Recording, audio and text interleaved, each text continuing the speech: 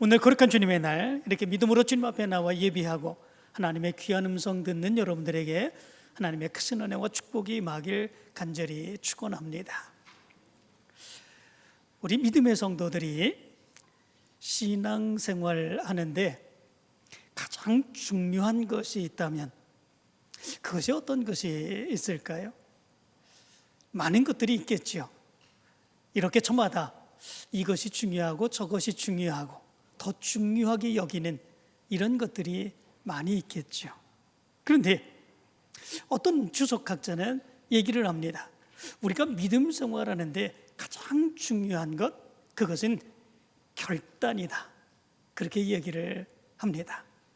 우리가 믿음 생활하며 하나님의 뜻대로, 하나님의 말씀대로 결단하여 그 뜻을 이루어 가기를 원하는 것, 이것이 우리 믿음의 사람들이 신앙생활하는데 가장 중요한 것이라 얘기를 하죠. 그래서 이렇게 얘기를 합니다. 결단은 하나님이 우리를 통해 역사를 시작하시는 출발점이다. 또 결단은 뇌에 머물던 하나님의 말씀을 손과 발로 이동시키는 영적 전이의 과정이다. 결단하는 순간 비로소 말씀은 나의 이야기가 된다. 우리가 하나님의 뜻, 하나님의 마음, 하나님의 말씀 우리의 마음 속에 머물고 있으면 하나님의 역사는 이루어지지 않습니다. 그러나 믿음으로 결단하는 순간 그것이 우리의 삶으로 드러나게 되고 우리를 통해서 하나님의 역사는 나타나는 거죠. 그래서 어떤 주석가는 또 이렇게 얘기합니다. 사탄은 우리가 하나님의 말씀을 듣고 감동받는 것을 방해하지 않는다. 이렇게 얘기합니다. 그렇지만 결단하는 것만은 막으려 한다. 얘기를 합니다. 왜 그렇겠습니까? 우리가 감동을 받고 믿음의 삶을 살아가는 그 모습은 많이 있죠. 그러나 감동받는 그 모습은 상황이 변하면, 형편이 변하면 수시로 그 감동은 사라지게 됩니다. 그리고 내 믿음의 모습은 바꿔지게 되는 그런 모습들이 나타나게 되죠. 그래서 사탄은 감동받는 사람은 두려워하지 않는다. 그러나 결단하여 하나님의 뜻을 이루어가는 믿음의 사람들은 두려워한다. 이런 이야기를 합니다.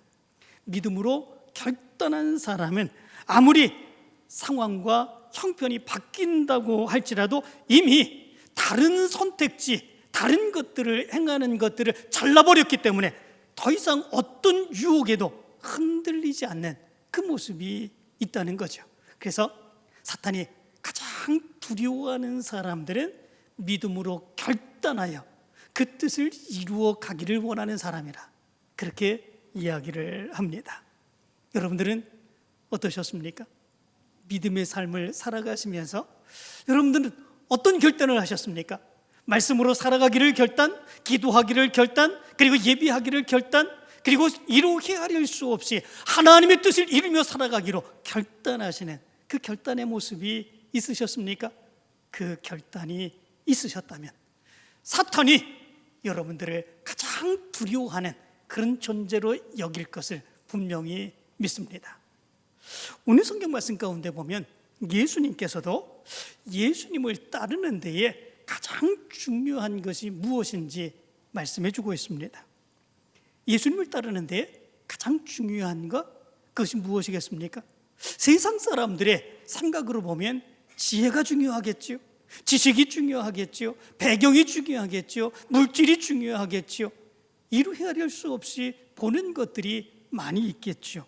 그렇지만 예수님을 따르는데 가장 중요한 것, 그것은 자기를 버리는 결단임을 얘기해 주고 있습니다.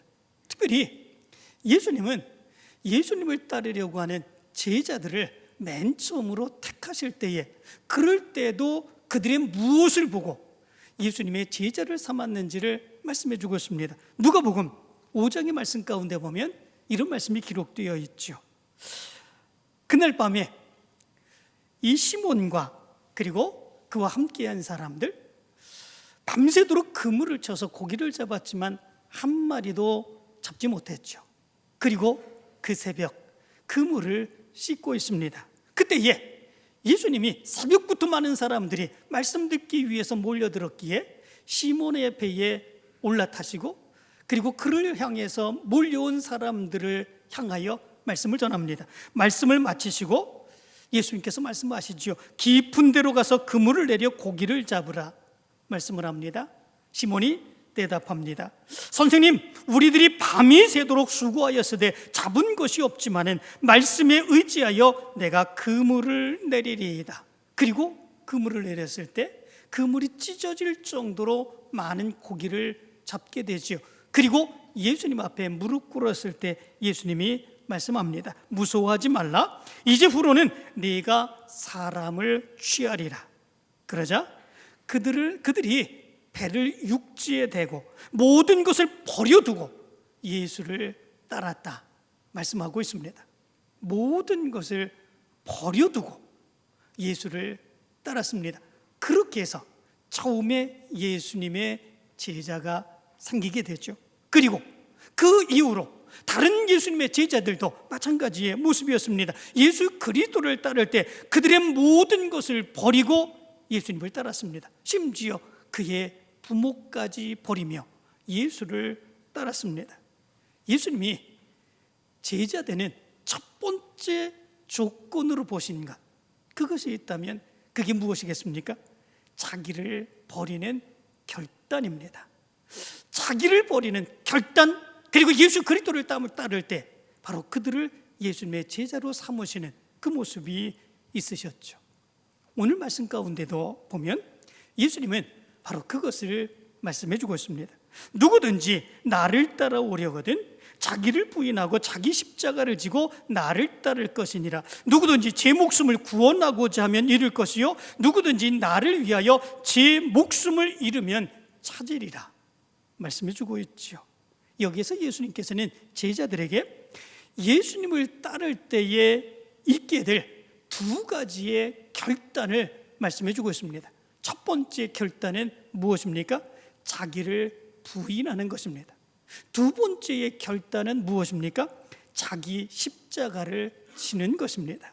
먼저 예수님께서는 제자들에게 누구든지 나를 따라오려거든 자기를 부인하고 이렇게 말씀해 주고 있습니다. 자기를 부인하는 결단이 있어야 된다 말씀해 주고 있지요. 여기에 부인하다라고 하는 단어는 아파르네오마이라고 하는 단어입니다.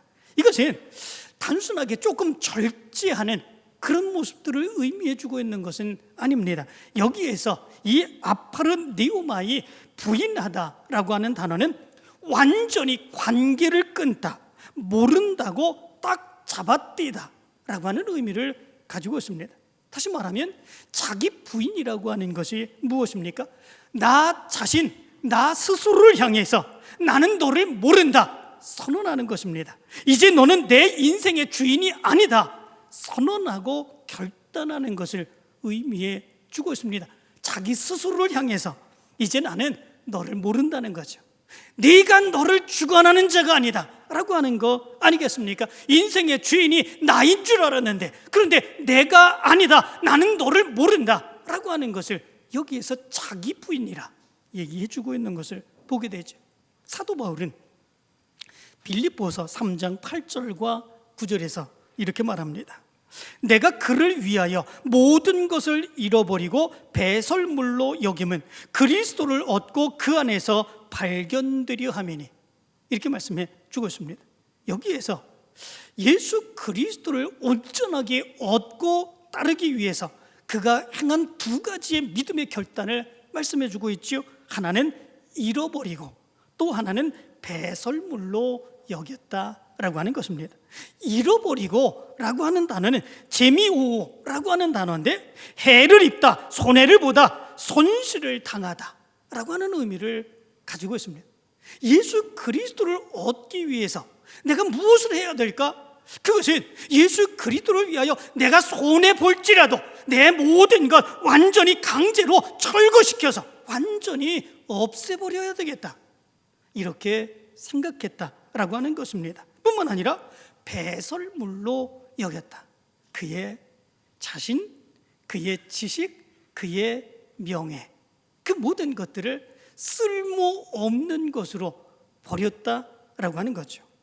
그가 쥐고 있던 이 모든 것들, 절대로 손해보지 아니라고 살아왔던 그 모든 모습들을 완전히 깨끗하게 버리고, 그리고 자기가 그렇게 자랑스러워했던 그 모든 모습들을 바로 배설물처럼 모두 버리는 그 모습 이후에 그가 얻고자 한 것, 그것을 이렇게 말합니다.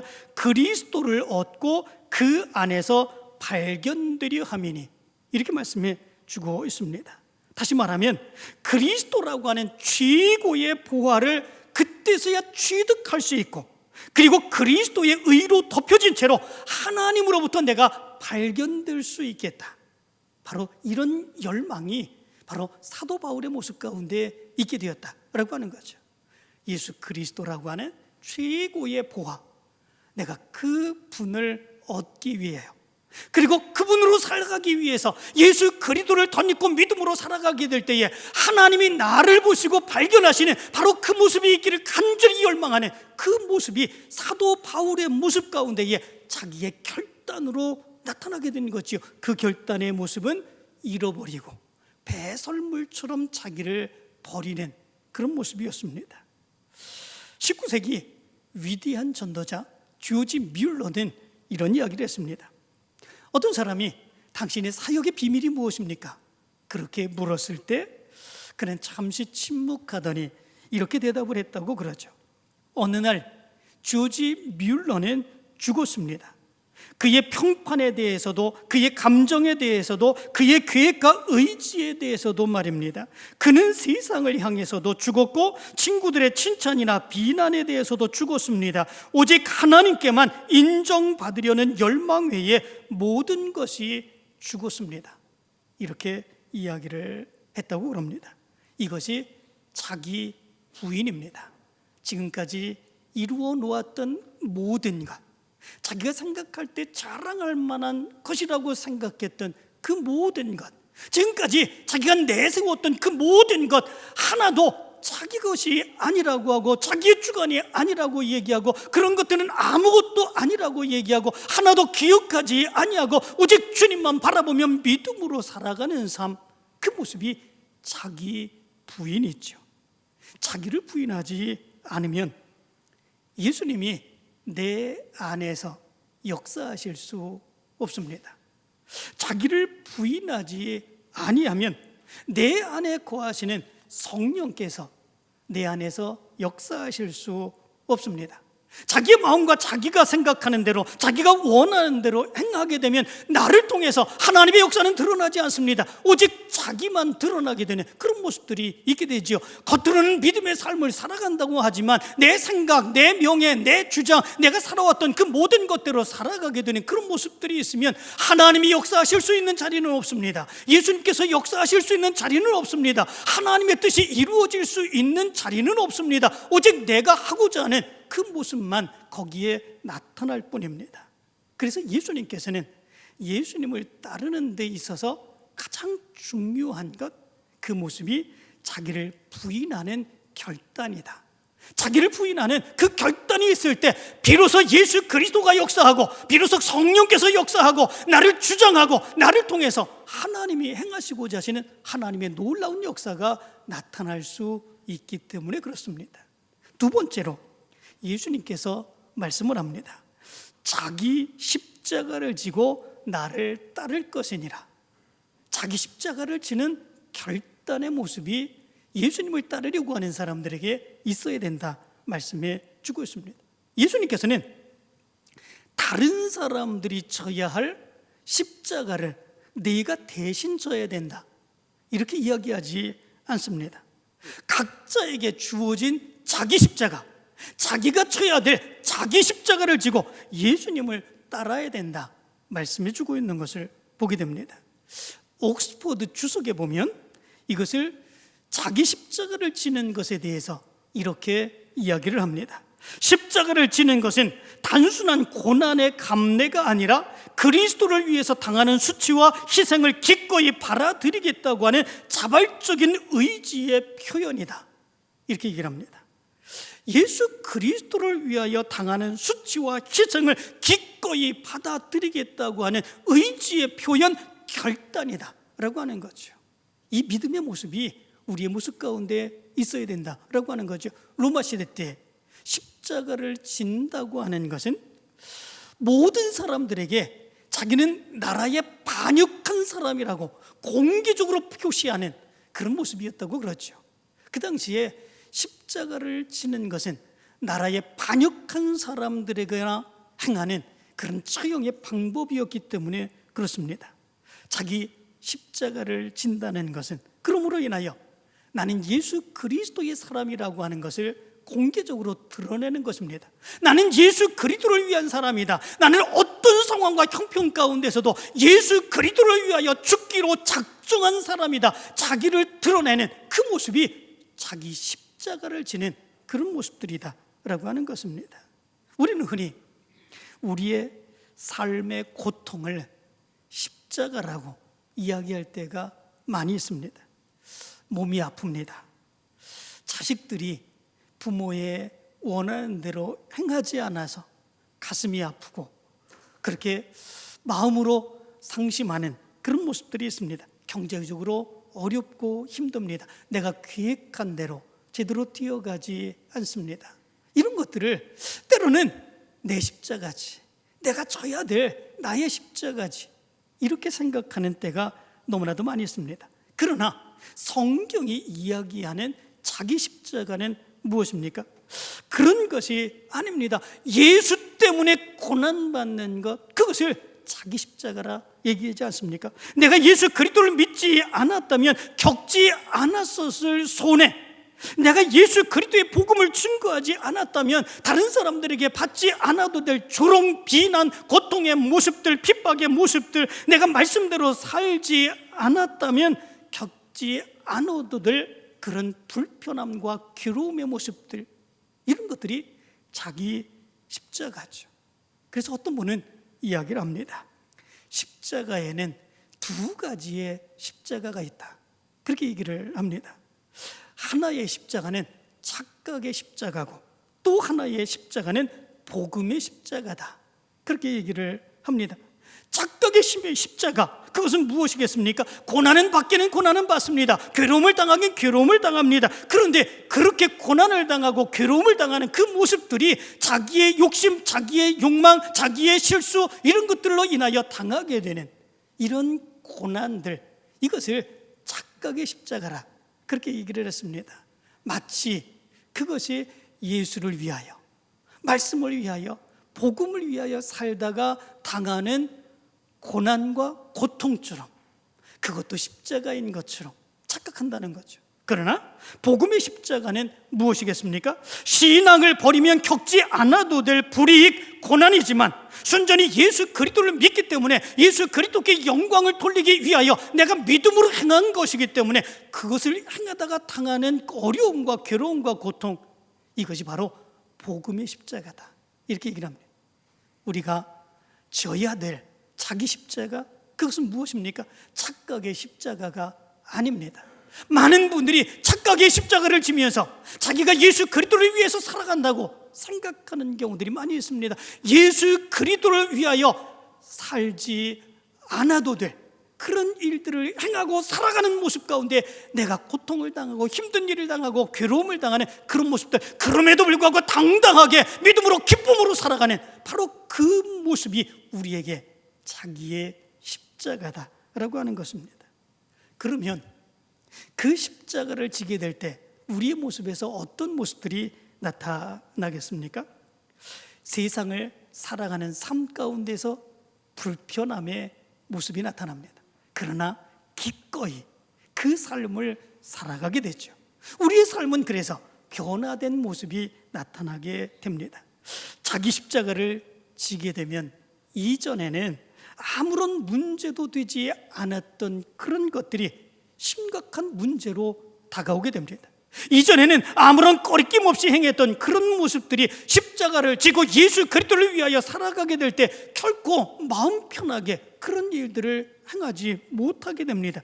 전에는 아무 꺼리낌 없이 그냥 이야기를 하고 다른 사람들이 상처를 받든 뭐라고 얘기하든 전혀 꺼리낌이 없이 이야기하던 그런 모습들이 이제는 그 말도 제대로 행하지 못하게 되는 그런 모습들이 있게 됩니다.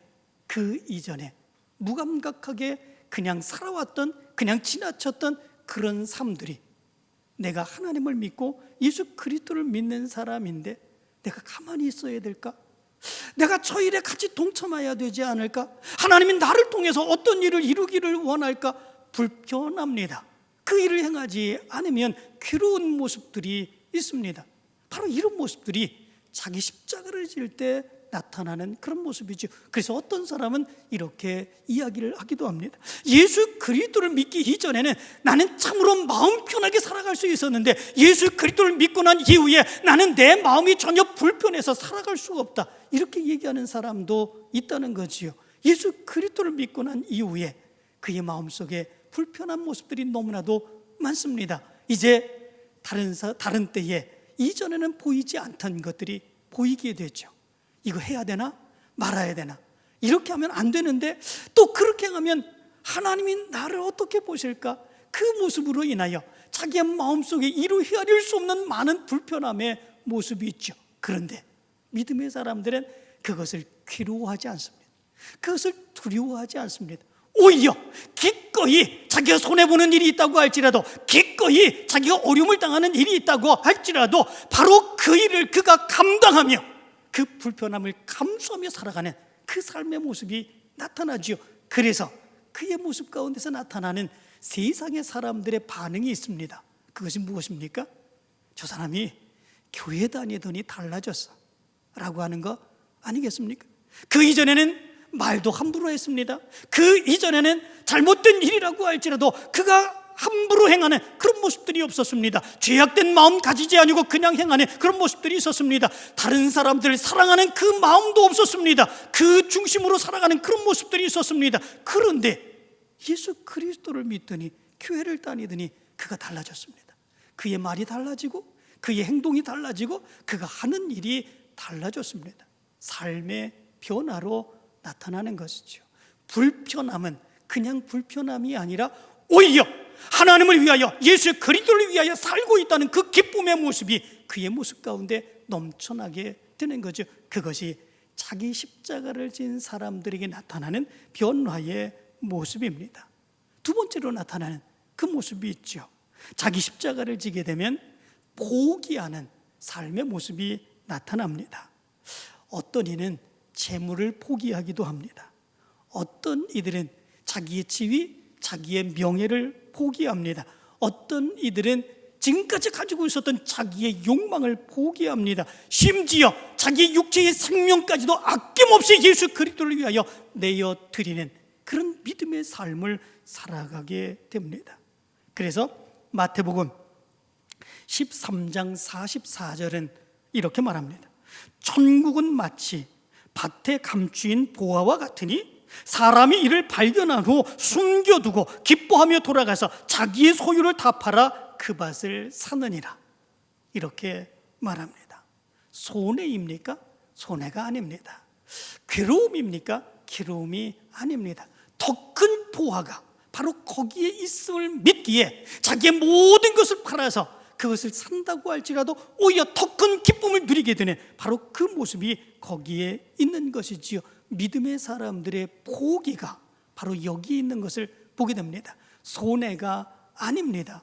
많은 사람들에게 수치가 아닙니다. 더 큰 하나님의 은혜를 바라보며, 더 큰 하나님의 축복을 바라보며, 나를 통해서 이루시기를 원하시는 하나님의 놀라운 역사를 바라보며 포기하고 그럴 때에 주어지는 하나님의 놀라운 축복된 역사가, 더 큰 역사가 있음을 믿으며 기쁨으로 살아가는 삶의 모습, 바로 자기를 포기한 사람들에게, 자기 십자가를 진 사람들에게 나타나는 그런 모습들입니다.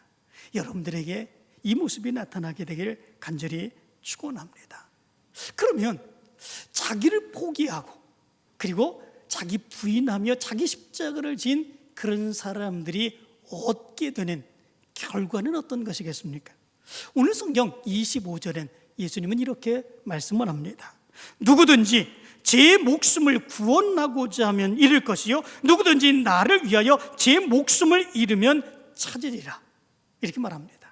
자기 부인, 자기 십자가를 지고 예수 그리스도를 따를 때 바로 이러한 것을 얻을 수 있다 말합니다. 먼저는 누구든지 제 목숨을 구원하고자 하면 잃을 것이요. 여기에서 자기 목숨을 구원하고자 한다라고 하는 말은 하나님의 뜻과 예수 그리스도 뜻과 상관이 없이 자기의 안위, 자기의 명예, 자기의 생명, 자기의 힘으로 자기의 모든 것을 붙잡아 보려고 노력하며 애쓰며 살아가는 그 모습을 얘기해 주고 있습니다. 그러면 잃게 된다는 것이죠. 결국 자기가 많은 것을 가지고 누릴 것 같이 생각이 들었지만 결국 육체의 한계에 부딪히게 되는 거죠. 뿐만 아니라 영원한 생명, 하나님이 주시는 영원한 생명은 누리지 못하고 갖지 못하게 되는 그 모습이 있게 됩니다. 그것을 잃어버리게 되는 그런 모습들이 있게 되는 거죠. 그러나 누구든지 나를 위하여 제 목숨을 잃으면 찾으리라 말씀해 주고 있습니다. 누구든지 나를 위하여 제 목숨을 잃으면 찾으리라. 자기를 부인하고 자기 십자가를 지고 예수 그리스도를 위하여 헌신적으로 믿음으로 살아가게 되는 그 삶의 모습들, 그 결단의 모습을 통해서 찾게 되는 것이 있다라고 말씀해 주고 있습니다. 여기에 찾으리라 라고 하는 단어는 휴리스코라고 하는 단어입니다. 이 휴리스코라고 하는 단어는 발견하다, 획득하다 라고 하는 의미를 가지고 있습니다. 그런데 바로 이 단어에서 유래한 영어의 단어가 있죠. 그 단어가 무엇입니까? 새로 발견하거나 어떤 것을 깨달았을 때에 외치는 바로 그 말이 있지 않습니까? 그 단어 무엇입니까? 유레카라고 하는 단어입니다. 찾았다 라고 하는 거 아니겠습니까? 지금까지는 전혀 보지 못했습니다. 전혀 보이지 않았습니다. 그런데 갑자기 내 눈에서, 내 마음에서, 내 생각에서 번뜩이는 깨달음의 모습이 있게 됩니다. 그것이 전혀 보이지 않던 그 삶의 모습에서 갑자기 보이며 깨닫게 되는 믿음의 삶의 모습이 나타나게 됩니다. 바로 그것입니다. 여기에 찾으리라 라고 하는 것이지요. 절대로 보이지 않았던 자기 자신만을 위하여 자기 생각으로, 자기의 명예로, 자기의 주장으로 살아갈 때에 그럴 때는 절대로 보이지 않았던 그 모습이 자기를 부인합니다. 자기 십자가를 집니다. 예수 그리스도를 위해서 믿음으로 살아가게 됩니다. 그 믿음의 결단으로 살아가게 될 때에 갑자기 전에 보이지 않았던 하나님의 놀라운 뜻이 보입니다. 하나님의 놀라운 인도하심이 보입니다. 하나님의 놀라운 축복하심이 보입니다. 그것이 전에는 아무것도 아닌 것처럼 보였는데 그것이 나의 마음속에 그리고 나의 믿음 가운데 가장 귀한 것으로 보이게 되고 깨닫게 되는 놀라운 역사가 나타나게 됩니다. 거기에 신앙의 삶, 기쁨의 모습을 알게 되죠. 하나님의 은혜를 깨닫게 되죠. 이것이 하나님의 은혜이구나. 이것이 나를 하나님께서 인도하시는 하나님의 놀라운 역사구나. 바로 비로소 거기에서 그것을 깨달으며 유레카, 새로운 하나님의 놀라운 역사를 깨달았음에 감사하며 찾았다 외치게 되는 그런 역사가 있게 된다라고 하는 것이죠. 자기 스스로를 위해서 살게 될 때는 절대로 깨달을 수 없었던, 절대로 그 눈으로 볼 수 없었던 놀라운 역사가 자기 부인, 자기 십자가를 지고 예수 그리스도를 따를 때, 그럴 때 비로소 보이기 시작합니다. 그것이 가장 귀중한 것으로 여겨지게 되는 그런 모습들이 나타나게 됩니다. 이제는 결코 흔들리지 않습니다. 이제는 결코 빼앗기지 않습니다. 어떤 유혹에도 넘어가지 않습니다. 나는 온전히 주님만을 위해서 살겠습니다. 믿음으로 고백하며 믿음으로 달려가게 되고 하나님의 사역을 감당하게 되는 놀라운 역사가 일어나게 됩니다. 사랑하는 성도 여러분, 여러분들에게는 이렇게 외칠 수 있었던 기회가 몇 번이나 있었습니까? 생각해 보시기 바랍니다. 유레카, 하나님의 놀라운 역사가 깨달아졌습니다. 하나님의 놀라운 은혜가 받아들여지게 되었습니다. 나는 믿음으로 이제 하나님만을 위하여 살아가겠습니다. 유레카, 찾게 되는 여러분들의 믿음의 모습이 자기 부인, 자기 십자가를 지고 믿음의 삶을 살아가는 여러분들의 믿음의 삶에 나타나게 되길 간절히 축원합니다. 특별히 우리가 사순절 기간을 보내고 있습니다. 이번 한 주간 동안에 여러분들의 삶에 여러분들의 고집들을 한번 꺾어보시기를 바랍니다. 여러분들이 살아가는 그 모습 가운데서 내가 있어야 되는 그 자리가 아닌 것처럼 느껴지는 불편한 자리, 그리고 희생해야 되는 그런 모습들이 있는 그 자리에 여러분들이 한번 들어서 보시기를 바랍니다. 그리고 주님의 영광을 위하여 내가 선택하는 귀한 결단의 모습을 행해 보시기 바랍니다. 그리고 그 삶의 모습 가운데서 유레카, 여기에 하나님이 함께 하시는구나, 여기에 하나님의 놀라운 역사가 있구나, 하나님께서 나를 이렇게 인도해 주셨구나, 믿음으로 고백할 수 있는 여러분들의 믿음의 삶의 모습이 나타나게 되길 간절히 축원합니다.